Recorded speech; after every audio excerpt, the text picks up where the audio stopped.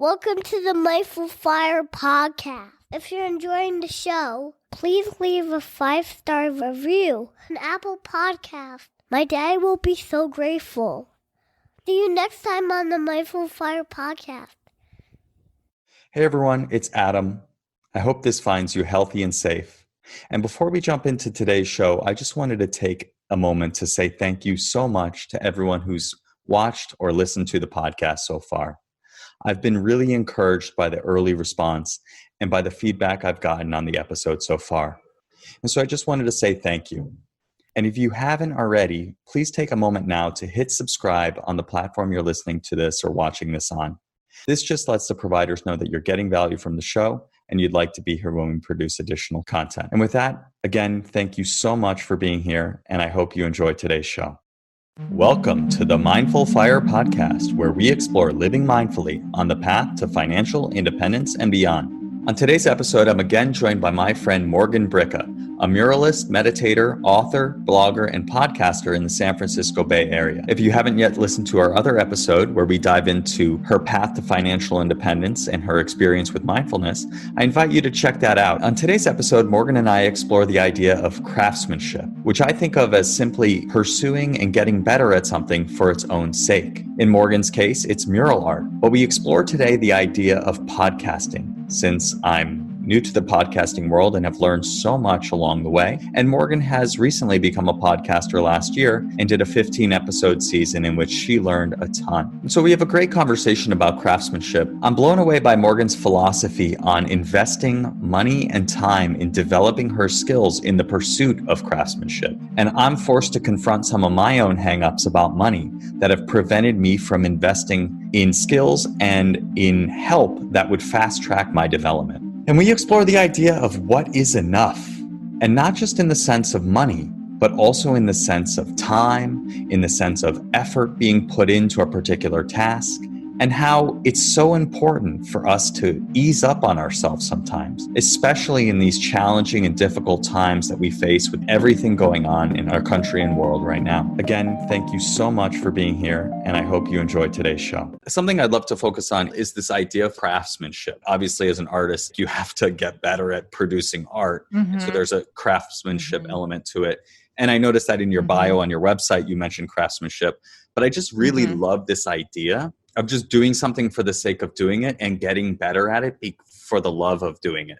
What I'm noticing is like you make investments in what you're working on, right? Like you got a podcast course, you got a writing course, you hired a copywriter to read it, you hired an editor. And me, I'm like, how can I do this without spending a cent?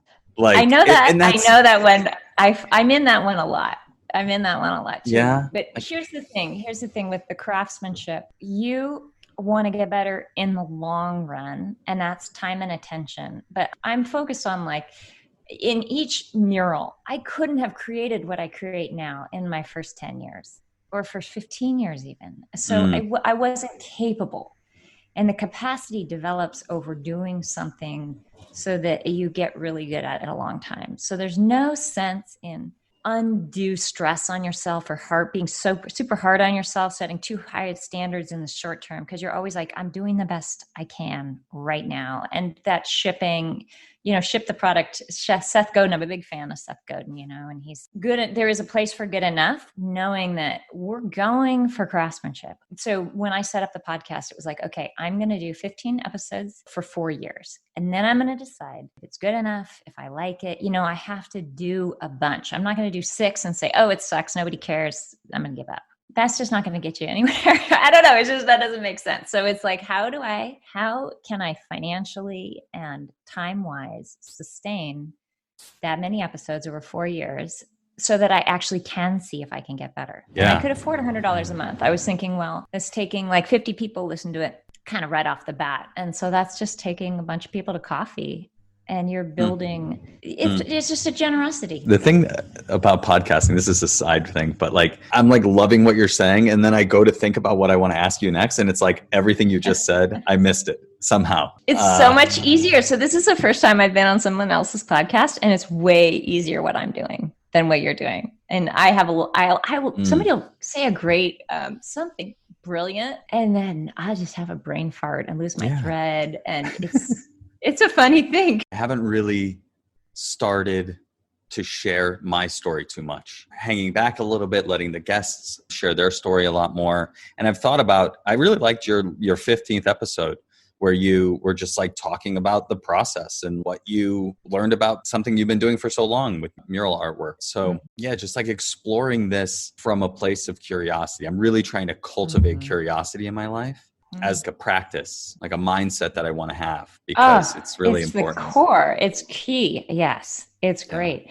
And the irony is that actually, because of your experience, you're the best interviewer. Even if you know everything that somebody's going to say, you know both terrains and you can ask the right questions. So I did the same thing with my podcast. Like, I'm just trying to learn. When I was writing the book, I'm taking a writing class and I'm like, oh, make sure, you do all the research. And I realized all these podcasts that I'd done are the research. Like, I've talked to the city managers, like I understand the public process because I learned about them. Yeah. I didn't know I was doing research when I did the podcast. Right. I didn't have that in my head. So, and then the long tail you mentioned is huge. Like, you don't have to, I didn't promote them. And then they're just finding, I don't know how. But you mentioned a long tail in your email. Yeah. And like, what does that mean? Oh, it means that people, it's not timely. It's not this month's podcast or this week's. You can find a podcast that's 2 or 3 years old that's super relevant. And actually what happens is when people find you, they're going to scroll through and you have, let's say 15 podcasts. They're just going to pick the 3 that are most interested in at that time. And they're just going to deep dive and pick the titles and decide after 2 or 3 if they want to continue with you or not. But yeah, it's not like the timeliness, like today's post, like Instagram, and then it gets buried and you never see it again. That's true. It's interesting. I've been finding that, like, I promote one, I just released one yesterday with another friend I met at a mindfulness related thing. Really crazy story there, but I'll spare you on that one. And I put that out. Like, I just see the other ones start increasing in terms of the plays on the downloads. Yeah. And the other thing is, the reason I chose a podcast is because when I think about what am I really learning and changing from, and when I hear a deep dive conversation, I'm hearing people think out loud. When I work, I listen to podcasts. I learn a lot. If I can scroll through Instagram and I'm like, oh, that's a pithy quote, or but nothing sticks. And then actually, it's just like, it's the same with a lot of things. But actually, I think human brain is just wired the cadence of a conversation. That's how we've always learned oration and conversation. And so I think it's it's a little more slower and analog, but if we actually want to change the world, if you want these ideas to be of service, I think a podcast is the best. I agree. Better than an essay. It's interesting because it's an essay. You have to be sitting still. You can't be driving to when you're reading, and just people's attention span, right? The Instagram thing, like everyone's attention span is like as far as like the bottom of their screen to the top of the screen. But with podcasts, you don't have to invest so much, right? Like, I feel like the difference between a podcast and an audiobook is like, in an audiobook, if you miss something, you're screwed. In a podcast, it's like, okay, it's fine. The whole thing is only a half hour. Exactly. Yeah. I like it a lot. And I actually, there's one more tip is I really like Tim Ferriss's podcast, even the super masculine, but I like the idea that I learned there, which is, how could this be easy? And so deciding when you start out, you're going to make mistakes and just letting those be so that it can be easy and you can keep moving forward. Like, I found that was really helpful for me. Like, how could I make this podcast go? How could I make this easy so I could put it out there? And that's something about a book and the essay is, the expectation of wordsmithing is not easy. Yeah. I'm in the middle of writing books. I know this. I can cover the same ground 20 times and totally restructure it and be like, what was I thinking? That's how far in the process are you with that? I'm finished with the manuscript. So now it goes Which is like the first draft and then you edit it from there? I had a copywriter go through and, paid someone to tear it apart and went through all of those and integrated all the feedback. I've had various people read it, integrate their feedback. So I think the manuscript poured over it at least 3 or 4 times like the finished piece. So I think it's pretty polished, but the piece of making a design that's compelling that you want to hold, all of that stuff is actually still half the battle. And then the design, like the cover design? The layout, like how do you engage that physical item?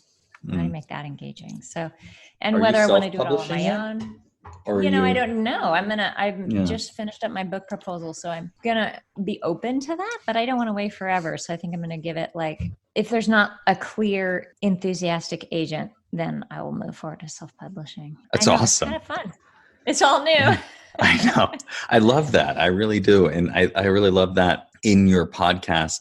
I mean, first of all, you just created a podcast because you wanted to create a podcast, right? I'm sure the blog was the same thing before, right?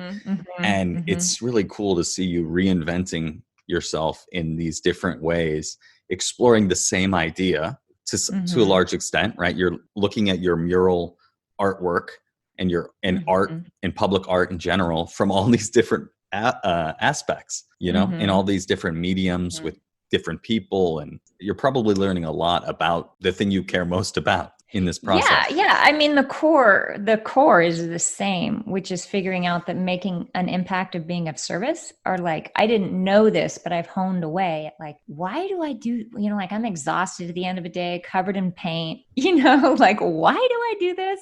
And why am I so attracted to this? This is hard work, and whatever. And it's so understanding that making an impact, the dramatic impact. And then if you extrapolate that and you say, well, am I really if that's such a high value to me, how could I leverage that? And so then, and what do you want to leverage? So the podcast and the book were both intention set by well, if you really want to make an impact, is it just through painting or are there other things you can do? So that. Yeah. And so what is the impact that you want to make, right? Because making an impact, you can make an impact in a lot of ways, but it sounds like you have a clear sense of what impact you want to make. Yeah. Well, there's two things. And one is that I really believe that physical spaces matter, even in our public spaces, in our homes.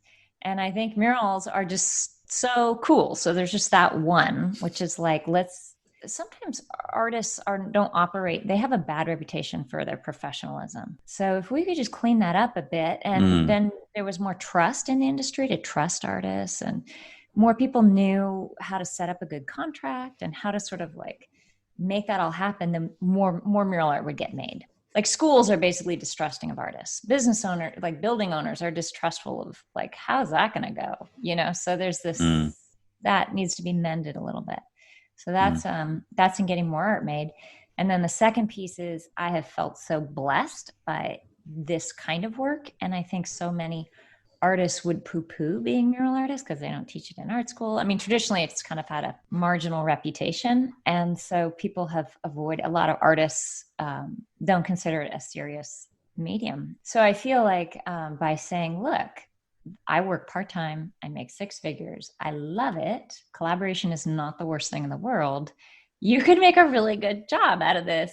If I can help 5 or 10 artists find their footing, making a living doing this, where they're at home in the afternoons with their kids and they are taking off all the holidays they want, it's a good fit, I think, for a lot of people. So then it's well, I could make an impact, because then let's say those 10 mural artists, when I look at the wake of all the murals and all the interactions and how sort of life affirming the whole process has been, wow, I could 10x that by, helping a few people along. That's amazing. Yeah. Because it's not just that one person that you get going or support to get going with their mural practice, right? It's all the murals that they'll make and all the people they'll inspire and all the things they'll learn and then pass on to the next 5. It's really exponential to some degree. Yeah. And a mural has a long tail too. Speaking of long tails, I mean, if you paint one out of school, that's 30 years. How many families, they drop off their kids at school? How many kids run into kindergarten the first day and are just wow, this place is fun. I mean, it's a small impact, but it goes for a long time. It's really cool. I think that's something that came up on your podcast with Alex Cook, was really this idea that the more he works, the more he works. Right? The idea that when he went out to LA and did a mural, now more people see that mural. I wonder who made that mural. And then now he has more opportunity to do more murals. Right? And so I feel like there's really something to that. And in what you're doing as well with your work in various aspects, right? With the podcast, with the book, right? You're just putting yourself out there more and more. And Have you found that that is true, that that brings more opportunity to you? Yeah. I was like, where's this going? Maybe I missed the mark. It's just increasing the levels of fun, and the impact you can have. It is so awesome to be an artist sitting at the table with, the public art director for San Jose and talking about like, well, what's the philosophy and what's the approach and what do artists need to know? And like, I just think raising your hand and being willing to sit down and get curious is super exciting. Like, it's inherently cool just to be engaged. It's not so that I guess when I paused, the answer wasn't, oh, is that more lucrative, or does that feel better for my ego, or does that, I was trying to figure out where that hit. It's great to step into things that scare you and getting curious, as you mentioned earlier. Enthusiasm, excitement, fun, like all that comes to mind with that. I love it. Yeah. Yeah. And that's awesome. It's not lucrative yet, but that's okay. Yeah. Well, it's what you were saying, right? You on the podcast, you were saying, he's planted the seeds for 20 years and now some of those seeds are blossoming, right? You're building relationships with, art directors and people responsible for public art down the road. When they need a mural, who are they going to think of? They're going to think of that person that came to them 10 years ago to learn and wanted nothing in return. And the coolest thing about that is the trust. I mean, the hardest thing to build these days is the trust. So if you've worked with someone 2 or 3 times, they trust you. So figuring out the right price or figuring out the design is like, you know what, we're gonna hand this over to Morgan. She knows what she's doing. We can trust her. So it's much more fun as an artist. You get a lot more support from a creative standpoint. The trust is something I'm always trying to figure out how to get there as quickly as possible so we can just start making something awesome and not worry about it. When you do your podcast, like how much editing do you have to do? The way that I let go of that is I hired someone through Upwork to edit, and I listen to them. And sometimes I let it go. Like, oh, I think you might have dropped that. That might have been important, or I don't really love that. But for the most part, I try to, let an outside person, like he doesn't know about murals per se, but if it's interesting to him, sure, put it on. If it's not, so there's a little piece of me that just lets go of that, and that it makes it possible for me to continue. So I try to not be a perfectionist. Awesome. I did the first few, and I found I was spending a lot of hours on them. Oh, it takes forever. Oh my God, it takes so long. I like this last one I did. I split it into 2 halves just because I couldn't get through it. And I'm like, I just need to get some progress. I need some I need some hits on my Google Analytics to keep me going, just give me something. I did the same thing, and I split an early podcast into 2 because I just couldn't get to it. And I think it was about the 4th that I think it's really important to learn all aspects of it so you can produce it, the software, what it takes so that you can, it's always good to know. Yeah, I would say outsourcing that. We negotiated like a long-term price of $100 a podcast. And I'm like, great. What it comes back to me often is this idea of enough. What is enough, right? Yeah. And it's like, what is enough money? What is enough time? What is enough effort? Like I spend so much time beating myself up about not editing the podcast rather than just editing the podcast. And also just like when I'm not editing the podcast and I'm tired because I'm working full time and parenting full time and doing, numerous projects, it's okay to just chill. Like it's enough. I think we have the same gremlin inside of ourselves, Adam. You and I. I think so too. When you were talking I'm gonna find that little guy and ferret him out someday. Yeah. When you were talking in your podcast about writing the book, right? Oh, I need a new computer. Oh, I need to go on this trip. Oh, I need to do this. And then I can do it. And then I'll do it. Like I totally resonate with, I was like, that is what I'm doing, like, oh, I'll just take care of these things that are easier. Like, okay. Yeah. And it's just like, for me, it's like running away from something that's important, right? Like I like doing this, right? Like I don't love the editing. I'm hearing the conversation that I had and hearing it again and learning it. And so why am I running away? So there was this moment where I was driving home from work and I always had to work late. I was in IT, right? So I worked on the wings. I worked early and I worked late. I was just overworking. One day I got off at 5, which was like early for me. And I'm rushing down the highway. And there's this clunker in front of me with a ladder on top. And I'm like, God, why do people like that get in the middle lane? This guy going 55. So I'm like gonna go around him. And I look over and this guy is just chilled out. And the side of his car said mural magic guy. And I was like, that's a silly thing to do for work, like who's that guy? But then I was like, gosh, he looks relaxed. Like it was like black and white, my energy and his energy. I was rushing home to start enjoying my day, to really relax. I was rushing home and he was just driving on the freeway. And so, that was it's interesting. I remember that. And I did end up, connecting with him many years later and like saying, hey, I think you inspired me on the freeway one time. The point being that when I started painting murals, I continued to bring my mindset of rush and worry, or just like, it's like when you go on vacation and there you are. I mean, the thing is with the fire stuff, people are going to retire and then there they are. And the same person who's there today is going to be there. And unless they really just do the work now to unpeel all that grasping and striving is huge. It's a huge onion that I have. I'm like, I should have, if I had a crown, it would say striver right here, and it's like, no, that's not helping you. And being able to unwind that's where the mindfulness comes in and giving us that you're enough right here. You don't have to do anything. And I think that's the psychological meeting ourselves right in the moment, because I didn't change. I brought that same hustle, the same long work hours, the same stressed out Morgan driving too fast when I was 5 years into painting murals. And I knew it at the time. I was like, why do I keep acting like this? Why am I doing this? I'm painting kids' rooms, listening to classical music, like painting fairies on the wall. I have no excuse. So the irony is just always there. And I still feel that, I could retire anytime. Everything is a choice right now. I mean, if I retire right now, my metrics are I'd have to sell the house. So I'm working these years so that I could choose to stay in this house. And I'm not even sure that's a high priority for me, but the market is here where I can make an impact. Not just for selling, but for painting murals. If I was in a small town, there's a lot of reasons why I've decided this is a great place for me to be of service. So I stay, but I forget all the time that, hey, it's, ease up. It's not so serious. So one of my friends, we used to run around the track. We worked out together for a few years. I can't even name names because I don't know, but she had somebody who was also top dog at Google. And she said, doesn't he know he's already made it? He doesn't need to work so hard. He can just start relaxing. Doesn't he understand that?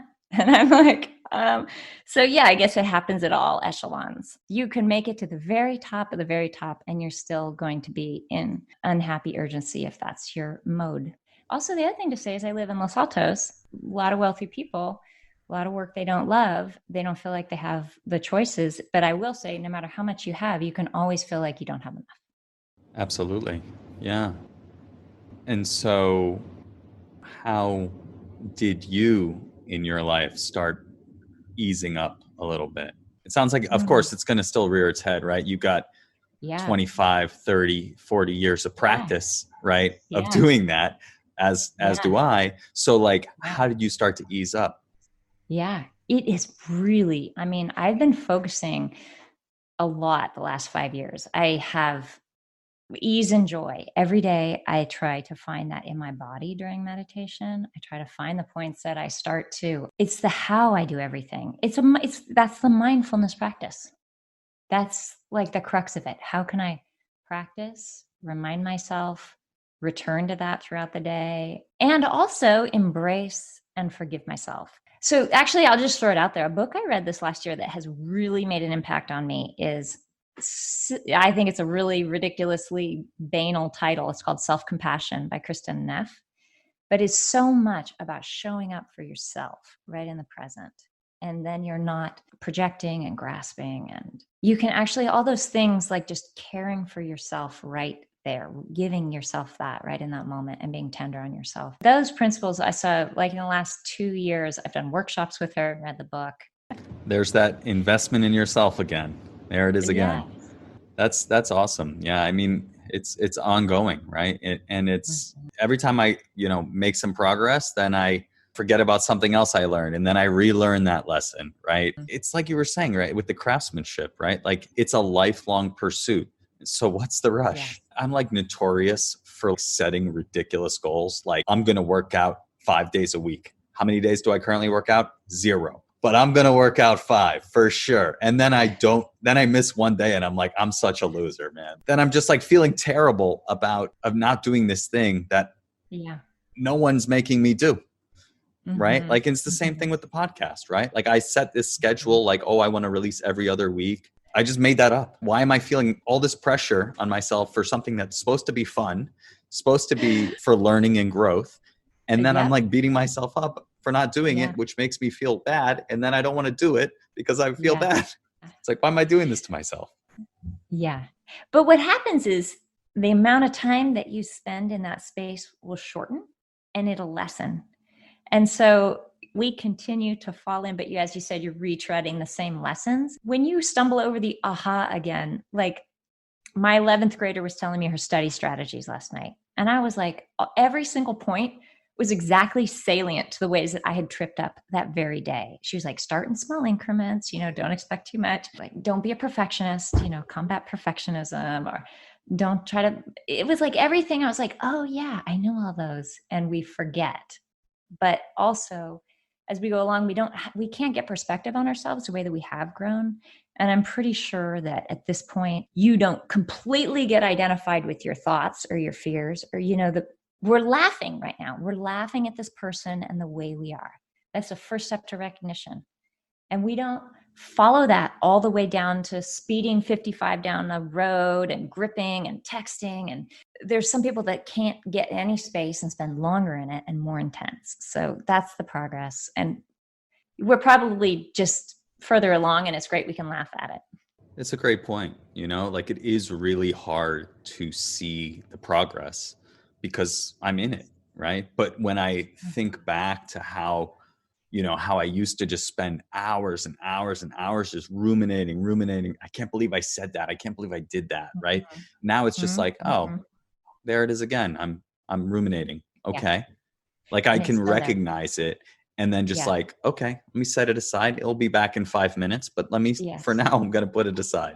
Yeah. And then the self-compassion piece. So for like me, I tend to be very future oriented. So I'm really a planner and I'll ruminate in the future. And so it's part of the reason probably why I got into FI stuff, fire early on. But the self-compassion of going, oh yeah, that's what your mind's doing to make you feel safe. I understand that. There's room for that to be okay. We're going to time it 20 minutes every day. I'm going to let you just fly forward on your magic carpet and make plans and put it on place. And then we're going to close that and we're just going to be present again. I understand. It's like managing yourself really with kindness and not getting down on yourself. And the tools you learn through meditation, that's it, right? That'll take you all the way to unwinding everything. Say a little more about that. What tools specifically, and maybe talk a little bit about what your practice looks like, if you don't mind. So I meditate 20 minutes a day. And then the last 6 years, I've been part of an embodiment meditation group. We meet once a month and then have some workshops. And I take workshops occasionally. And sometimes I meditate more. But I think it's more important if you can start to integrate what you're working on throughout the day. So I'm understanding that the meditation is a training for my ability to stay present and aware of emotions, thoughts. There's so many layers to it. You can feel your own awareness. You can feel where things are in your body. You can work into intuition. But the thing is, so I think unwinding the thoughts, that's like the level 1 of when you start meditating. And when I want to start something new, like when I want to write the book or I want to write the podcast, you can't believe how mean these thoughts are. Who are you? And what do you think you're doing? You don't know anything. This is never going to work, And it's like to be able to look at those thoughts, kind of set them aside and say, yeah, but are they true? Are they useful? You can separate out. That's how you unwind truth, like what's actually going on in life versus what your brain's trying to keep you safe, just operating off of a default. Unwinding that unwinding goes all the way to the bottom. And then once you the thoughts being layer one, as you can unwind that and create more space and like you train your attention, that's when you can actually experience aliveness and joy as an inherent blooming within you. The thoughts is where we sort of get trapped, but there's also just a training of steadiness. And you can bring that steadiness into relating, you can bring that steadiness into the tasks, trusting myself as I paint. I show up to projects all the time. I have no idea how it's going to come out. I don't know what I'm going to paint today. And then I just trust myself. I trust, the experience. And it's like this dance, where you're in the present, in life. That's sort of where the goal is, to spend more time in that space. Yeah, definitely resonates with me. Specifically the trusting in myself and in my experience. Not experiences in like my resume, but like what's actually happening right now. Yeah, I spend a lot of time thinking. When I think in my head, I'm like, it's like I'm trying to explain myself to somebody. I don't know if that makes sense, but like there's some right way of doing it, and some nebulous judge is there, and I'm trying to plead my case to this judge that I'm doing it right. And it's just always there. It's just like I keep coming back to like, who am I explaining myself to? Like, do you know about the Enneagram stuff? Do you know the Enneagram? I'm familiar. I know of it. I don't know. I haven't dove into it. Russ Hudson's been a couple of the last wisdoms. I've been like trying to figure out, when you said you really like to be of service, I'm like, I think he's a 2. And then when you said, there's like this judge and everything, it's like, oh, maybe he's a 1, or maybe he's a 1 with a 2 wing. I don't want to get into it. But the thing is we also have default personalities that we don't have a ton of control over. And the meditation gives you space to be like, well, that's how I show up.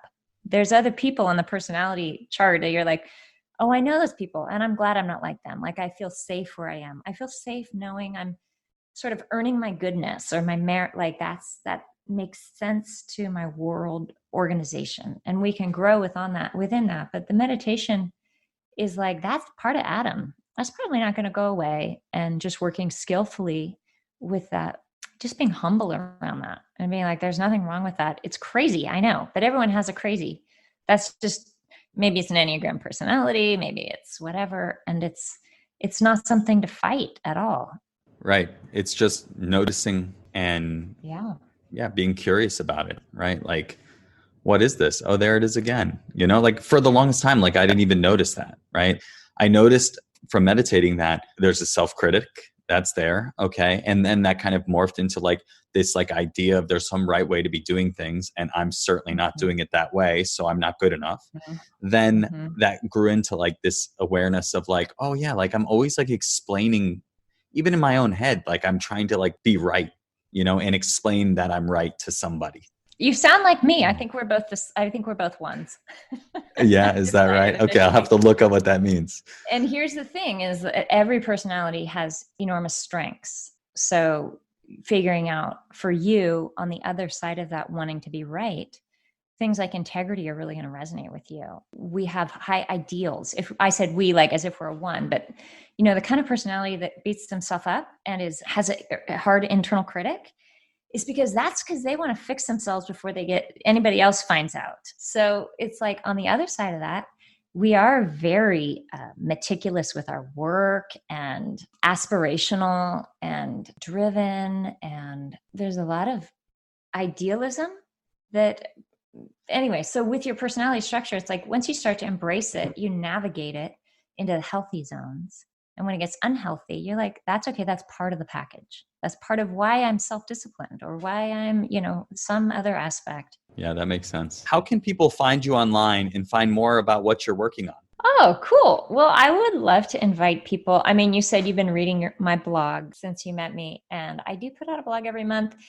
It's about art. It's also about what I'm thinking about. And I think that's a great way for people to get to know me, get a little inspiration. It's only once a month. That's a great place to start. I'm also on Instagram at morgan.murals.studios.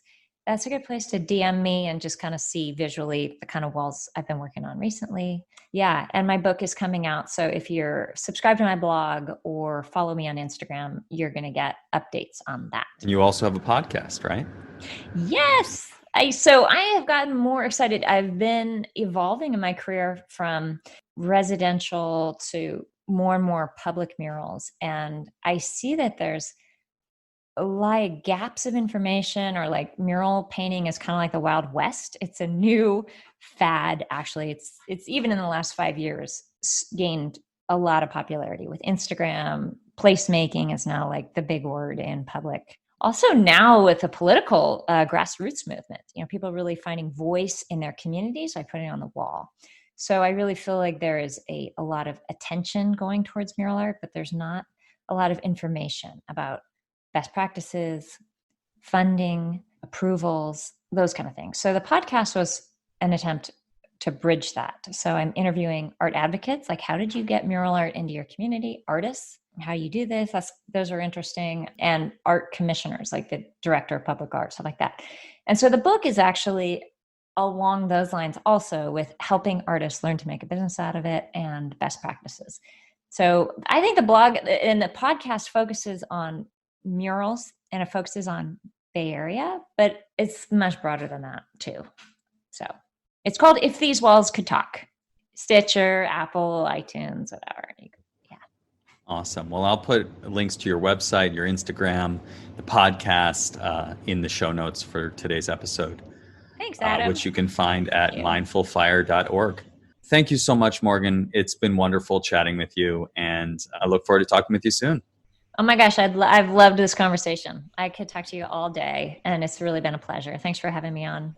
Thanks again to Morgan for joining me on today's show. And if you've got value from today's show, please make sure to hit subscribe if you haven't done so already. This just lets the providers know you're getting value from the show and you want to be here when we produce additional content. If you're listening to this on Apple Podcasts, I'd really appreciate if you could leave a 5-star review, which helps more people find out about the podcast. And if you'd like to join my mailing list, please do so at mindfulfire.org. Thank you again for joining me, and I'll catch you next time.